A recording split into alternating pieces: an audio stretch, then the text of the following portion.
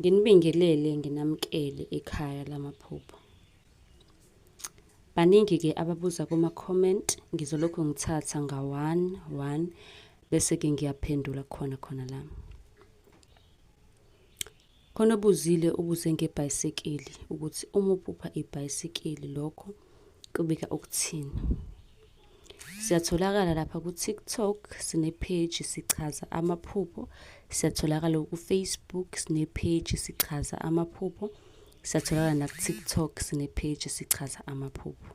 Nencwadi isikhona iwu-R400. Ngizoyishiya inamba lami ukuthi ufuna ukufaka i-order lakho. Incwadi isikhona 400. Lo buze ngokuphupha ugibela ibhayisikili, ngabe kusho ukuthini? Lokho kusuke kubika inqubekela phambili. Kubika ukuthi wena unesithunywa. Khona isithunywa onaso.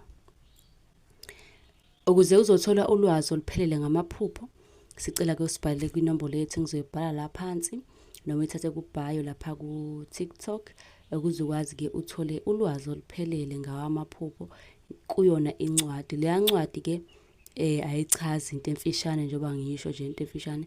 Ichaza kabanzi ukuthi uma uphupha mhlambe amaqanda, izowachaza ebolile, iwachaze efukanyelwa, iwachaze ephihlekile, iwachaze engaphihlekile ukuthi ngabe abika ukuthini. Ikhona iwu-R400. Uma uyidinga-ke nawe ungayithola.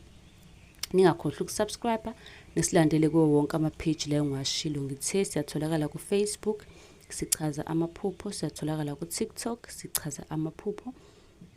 Ku-YouTube sichaza amaphupho. Kusho ukuthi onke ama-page kumele ke uhambe uyawa-followa bese uyasubscribe la ku-YouTube ukuze noma ngabe nini-ke makukhona isimemezelo esizosifaka usithole. Kanti nensipho iwu-R100 insipho yobulongo.